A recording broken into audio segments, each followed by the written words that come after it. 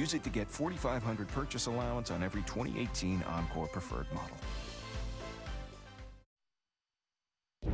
Tonight, several breaking headlines as we come on the air. A major player now pleading guilty, likely now cooperating with Robert Mueller.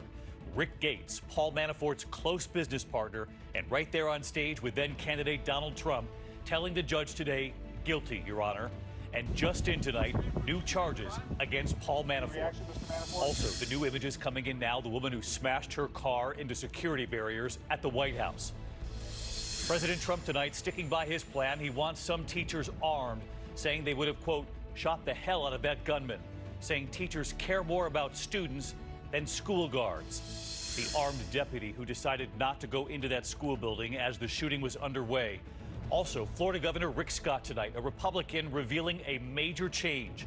He wants to raise the age to buy weapons like AR-15s. The major weather threat as we start this weekend, horrific driving, the crashes already from Texas up to the Northeast.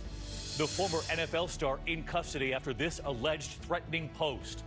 And major news tonight on children and the flu. This is ABC World News Tonight with David Muir. Good evening, and it's great to have you with us tonight on yet another busy Friday night. Several developments involving the White House, the woman who crashed into the security barriers. Also tonight, the new guilty plea in the Robert Mueller investigation. We have it all covered. A former top advisor to the Trump campaign. He stayed on during the transition, Rick Gates. He worked very closely with Paul Manafort, today pleading guilty. And late today, after that plea, we have just learned of new charges against Paul Manafort. We begin with ABC's chief investigative correspondent, Pierre Thomas, tonight. He's the newest face to plead guilty and now expected to cooperate with Robert Mueller.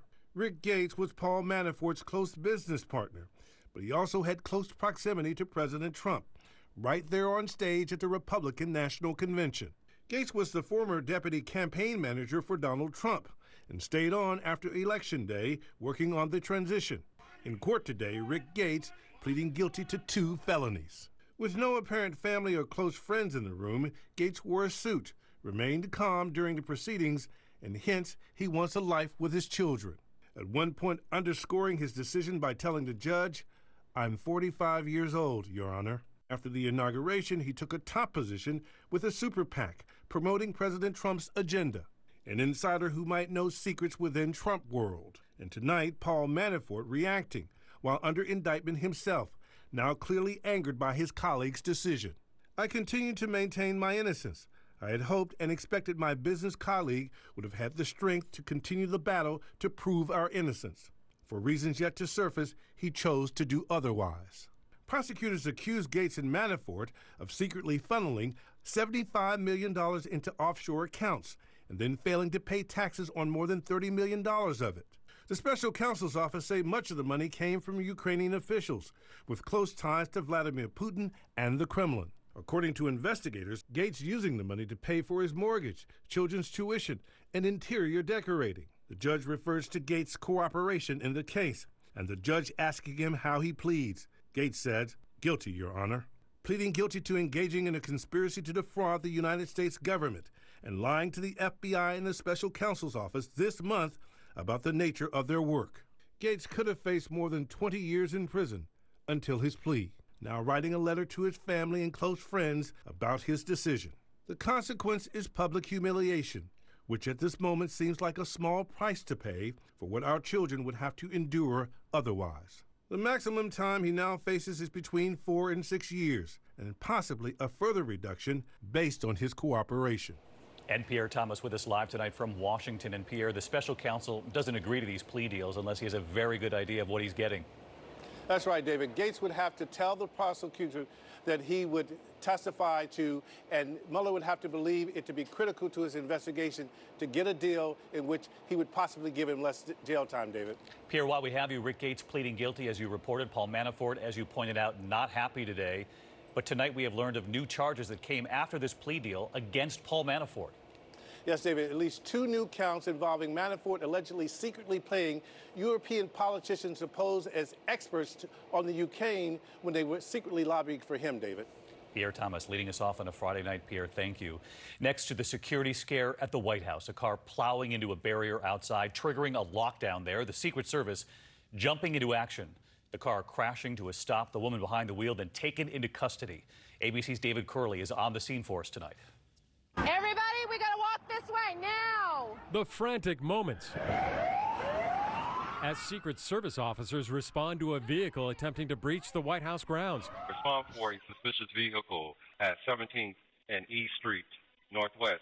The woman in custody tonight, according to witnesses, ignored repeated orders to stop trying to get through the barriers in that white van. She just kept pressing on the gas and trying to push through, I guess. That's what it looked like. And then, they ordered her to stop. This video capturing some of the smoke from the spinning, burning tires. Witnesses hearing bangs. Police were starting to pile out of the back of the White House and from across the street, and then everybody's just screaming, go, go. The suspect apprehended within seconds, and bomb squads and experts were going through the vehicle. Unsure initially of the woman's motivation, the Secret Service has shut down the road that borders the entire west side of the White House complex. That gate just a couple of hundred yards from the White House, which was put on lockdown for a short period. The same gate that an intruder was shot at in 2016. 2 years earlier, a fence jumper actually entered the White House. David Curley with us live tonight from Washington, and sources telling you, David, that this woman had made repeated attempts to try to breach the White House over the last year? She is no stranger to the Secret Service. She did try to breach the grounds last year and was arrested by the Secret Service 3 different times last year, David. David Curley in Washington for us as well. Next tonight, President Trump doubling down on his plan to arm some teachers, even as major teachers groups push back tonight. The president arguing that teachers will do the best job because they love their students more than the school guards do. Here's ABC senior White House correspondent Cecilia Vega tonight. Despite resounding opposition from American teachers, today President Trump said arming some educators is the only way to stop school shootings. If there are guns inside, held by the right people, by highly trained professionals, you're going to see this end.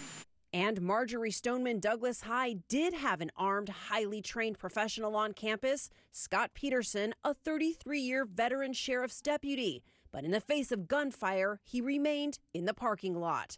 We pressed the president today. The Parkland sheriff was armed and he didn't go in. Does that give you any pause? Deputy Sheriff Peterson, I guess his name is, he certainly did a poor job.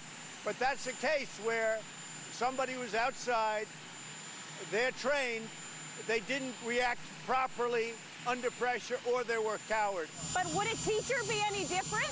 Would an armed teacher be any different? No answer. And soon he left, heading to the Conservative Political Action Conference. There, among his most loyal supporters, the president freewheeling and off script. So much so, he joked about his hair. By the way, what a nice picture that is. Look at that. I'd love to watch that guy speak. Oh, boy. Let's see.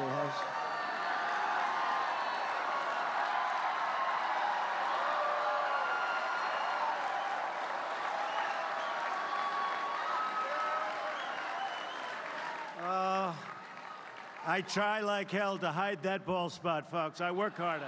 He also reminisced about his election win over Hillary Clinton, the crowd breaking into that familiar chant. And amid the nation's emotional debate over gun control, he threw this red meat to his base. They'll take away your Second Amendment, which we will never allow to happen. They'll take away your Second Amendment.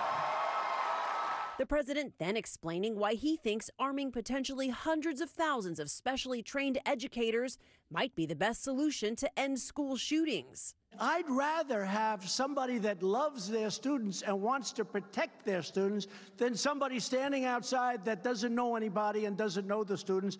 And a teacher would have shot the hell out of him before he knew what happened. And later, he went even further on why teachers, not school security guards or police officers, would be the ones to step up in the face of evil. A security guard doesn't know the children, doesn't love the children. The teachers love their children. They love their pupils. They love their students. They're doing it also from love. And Cecilia Vega with us live tonight from the White House. And Cecilia, this week the president indicated at one point that he now supports raising the age for buying assault rifles from 18 to 21, but he didn't mention that today. Yeah, David asked for his specific plans on how to combat school shootings today. He mentioned background checks and banning bump stocks, not one mention of raising these age limits. The NRA, however, is speaking out on this front. David, they say raising the age limit for long gun purchases is unacceptable. All right, Cecilia, our thanks to you as well. As she mentioned, no mention from the president on raising the age to buy a gun like an AR-15. You can buy one at age 18 in Florida, just as that alleged shooter did. But tonight, a major shift from the Republican governor of Florida, Rick Scott. ABC's Victor Oquendo in Parkland for us again tonight. Emotions high as teachers return to their classrooms for the first time. On the same day, the Republican governor of Florida announced his plan to stem gun violence. Rick Scott backing raising the minimum age to buy all firearms, including assault rifles like the one used by 19-year-old Nicholas Cruz. We will require all individuals purchasing firearms to be 21 or older. Tonight, new questions about missed warning signs. ABC News obtaining the transcript of the tipster who called the FBI last month. The female caller telling the FBI Cruz was, quote, going to explode. The FBI has admitted to failing to follow up on the tip. We're also hearing frightening 911 calls less than 3 months before the shooting. On the phone, a woman who initially had taken in Cruz after his mother died. There was a fight in my house with a kid and my son. Okay, I'm punching him, and I'm afraid he comes back and he has a lot of weapons. He put the gun in the head of his brother before, so it's not the first time, and he did that to his mom. Then, someone believed to be Cruz also calling 911, indicating he was distraught. The thing is, I lost my mother a couple of weeks ago, so, I'm dealing with a bunch of things right now. We're also learning more tonight about that armed deputy at the school who stayed outside for 4 minutes as the shooting unfolded. I'm Scott Peterson. I've been a police officer for 30 years. Scott Peterson had worked at the school for about 8 years. Your number one job is to protect. And to hear that he didn't go into school, it's just, that's your job. That's what you signed up for. A local union tonight telling ABC News Peterson did a good job in terms of calling the exact location and getting units out there, but adding if first responders don't go into active shooting situations, they have failed. And Victor Oquendo with us live tonight from outside the school. And Victor, you reported the governor now saying he wants to raise the minimum age for all firearms. The clock, though, ticking for him to do this. David, Governor Scott's nearly $500 million action plan now goes to legislature, and there are only 2 weeks left in this current session to turn it into law. David? Victor, thank you. And one more note on this tonight. Since the Parkland shooting, a growing number of companies are now cutting their ties to the National Rifle Association, the NRA. Among those ending discounts for NRA members, all the major car rental companies, including Hertz, insurance companies, MetLife and Chubb, and Wyndham Hotels. And the First National Bank of Omaha will no longer issue the NRA Visa card. In the meantime, we turn next to the severe storms just as we start this weekend. A state of emergency just declared in Kentucky as we came on the air tonight. Water rescues at Louisville. The Ohio River still rising tonight. And heavy snow causing a massive pileup on I-70. This from Denver. That snow now headed east. ABC's Alex Perez from Indiana tonight. Tonight, floodwaters washing roads away, inundating entire neighborhoods. The Heartland flood emergency now growing. This as some parts of Indiana already under states of emergency. This man in Plymouth knocked right off his feet by the swift current. Thankfully, he's okay. In Elkhart, Chris Vance and his wife Jennifer showing us their submerged basement. You know, it's scary. Our whole neighborhood is part of, the river. On the cold side of this storm, a blast of winter. This United flight sliding off the runway in Green Bay after landing in icy conditions. We were coming in real fast and we just kept on sliding. And David, back here in Elkhart, Indiana, this neighborhood is still underwater. More rain on the way. The river here expected to stay above major flood stage until Tuesday. David? Alex, our thanks to you tonight. So let's get to the track of this system. Rob Marciano live along New York City's West Side Highway tonight. Hey, Rob. Hi, David. More rain on the way. As you saw, some of these rivers are maxing out. The soil is saturated. So just issued is a high risk for flash flooding widespread from Arkansas across the Ohio, Tennessee, and Mississippi River basins for the next 36 hours.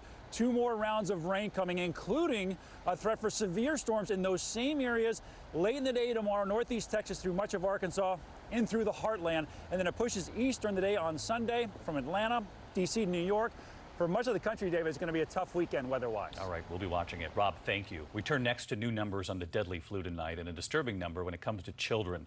High flu levels still in 39 states. The rate of hospitalizations ticking up. 13 more